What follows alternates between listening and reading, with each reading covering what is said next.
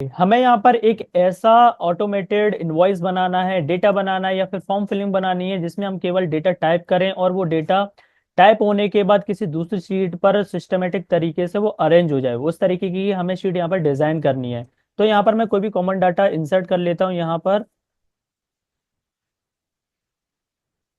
चलिए, तो यहाँ पर मैं सबसे पहले आईडी लिख सकता हूँ कि ये मैंने आईडी टाइप किया। यहाँ पर हम स्टूडेंट नेम दे सकते हैं, यहाँ से हम फादर का नेम दे सकते हैं, ये मैंने फादर नेम टाइप किया। यहाँ पर हम पिक दे सकते हैं, ये मैंने पिक दे दिया, यानी कि कॉमन सा डाटा। इसमें पिक वाला जो कमेंट का ऑप्शन था वो भी यहाँ से क्लियर हो जाएगा, इसी वजह से मैंने यहाँ पर पिक का ऑप्शन लिया हुआ। बाकी आपको जो भी पसंद है वो यहाँ पर इंसर्ट कर सकते हो। तो ये मैंने यहाँ से ले लिया है।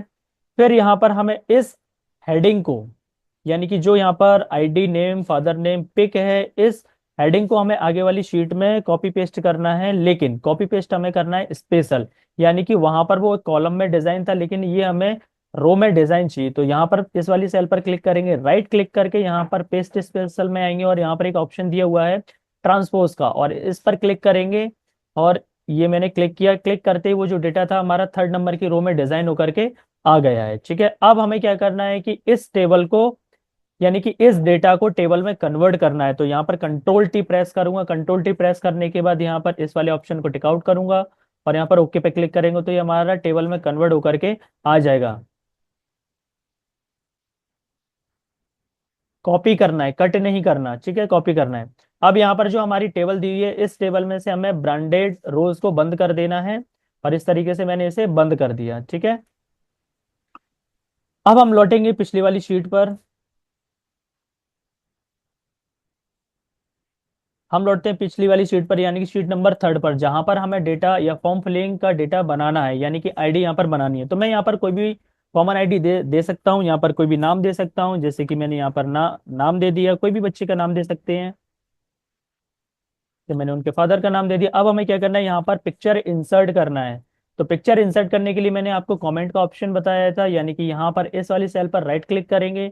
राइट क्लिक करने के बाद इंसर्ट कमेंट का ऑप्शन दिया हुआ है। क्लिक करने के बाद इस कमेंट की जो बॉर्डर वाली साइड है, इस साइड पर हम राइट क्लिक करेंगे। राइट क्लिक करने के बाद यहाँ पर एक ऑप्शन दिया हुआ है फॉर्मेट कमेंट का, क्लिक करेंगे। क्लिक करने के बाद यहाँ पर इस वाले ऑप्शन को टिक आउट करेंगे और यहाँ पर कलर वाले ऑप्शन में जा करके फिल इफेक्ट्स को हम चूज करेंगे। फिर यहाँ पर आएंगे पिक्चर पर। पिक्चर पे आने के बाद सिलेक्ट पिक्चर करेंगे और यहाँ से हम अपने कंप्यूटर की किसी एक पाथ पर जहां पर हमारी पिक्चर हो वहां पे हम चले जाएंगे। ये मैंने पिक्चर को सिलेक्ट किया और इंसर्ट किया और यहाँ से एक और बार ओके करेंगे। ओके किया, यानी कि इस डाटा से रिलेटेड जो पिक्चर है यहाँ पर स्क्रीन पर हम देख सकते हैं। अब हमें एक बटन चाहिए जिस पर हम क्लिक करें और डेटा हमारा वो अपडेट होकर के अगली शीट पर पहुंच जाए। तो उसके लिए हमें एक बटन बनाना है। बटन बनाने के लिए इंसर्ट टैब में जाएंगे, इलस्ट्रेशन के अंदर के जाएंगे और यहाँ पर शेप्स पे क्लिक करने के बाद हम किसी एक शेप को इंसर्ट कर लेंगे। तो मैंने यहाँ पर इस शेप को इंसर्ट कर लिया और यहाँ पर कोई भी कॉमन नाम आप दे सकते हो, एक यूनिक दिखने में अच्छा लगे बस, बाकी और कुछ नहीं। आप बिना नाम के भी रख सकते हो शेप को। तो मैंने यहाँ पर एडिट टेक्स्ट किया और यहाँ पर मैंने एंट्री लिख दिया। ये कंट्रोल ई से मैंने यहाँ पर इसे सेंटर अलाइन कर लिया। फॉन्ट का साइज बड़ा करने के लिए कंट्रोल शिफ्ट ग्रेटर देन और लेस देन का यूज करते हैं, या आप सभी कर सकते हो। ठीक है, अब हमें जो काम करना है वो है मैक्रोज का, यानी कि हमें मैक्रोज के थ्रू इस डेटा को आगे वाली शीट पर पहुंचाना है। तो पहले मैंने इस डेटा पर क्लिक किया हुआ है। क्लिक करने के बाद फिर हमें जाना है व्यू टैब में। व्यू टैब में जाने के बाद यहाँ पर मैक्रोज में जाना है और यहाँ से रिकॉर्ड मैक्रो पे क्लिक करना है। अब हमें जो मैक्रो रिकॉर्ड करना है उसका नाम दे देंगे। तो यहाँ पर मैं टी वाई के नाम से कोई भी नाम दे सकते हो जो बाद में याद रहे।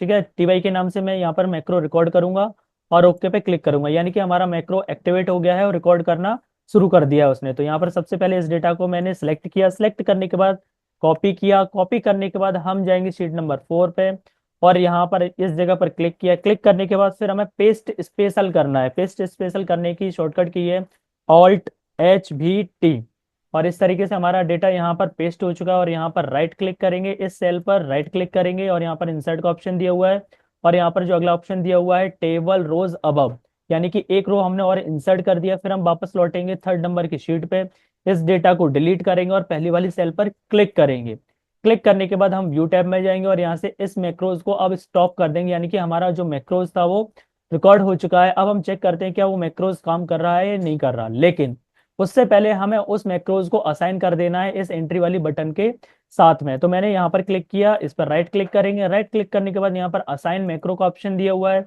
फिर हमने जो मैक्रो का नाम दिया था उसे हम सिलेक्ट करेंगे, यानी कि टी वाई के नाम से मैंने उसे असाइन किया हुआ था, मैक्रोज का नाम दिया हुआ था, उसे असाइन करेंगे। यहाँ पर टी वाई को सिलेक्ट किया, ओके पर क्लिक करेंगे, यानी कि वो यहाँ पर असाइन हो चुका है। चलिए हम डेटा एंट्री करके देखते हैं क्या वो हो पा रहा है नहीं हो पा रहा। दूसरा नाम दिया और यहाँ पर मैंने कोई नाम दे दिया, और यहाँ पर उनके फादर का नाम दे दिया। फोटोज अभी कॉमन रखते हैं, बाद में आप चेंज कर सकते हो, ठीक है। और यहाँ पर इस बटन पर हम क्लिक करेंगे और चेक करते हैं क्या जो मैंने नाम दिया था अगली शीट पर अपडेट हुआ है या नहीं हुआ है। और जो हमने डेटा लिया हुआ था वो शीट नंबर 4 पर आ चुका है, यानी कि जैसे मैंने यहाँ पर डेटा टाइप किया हुआ था वो अगली वाली शीट पर आ चुका है।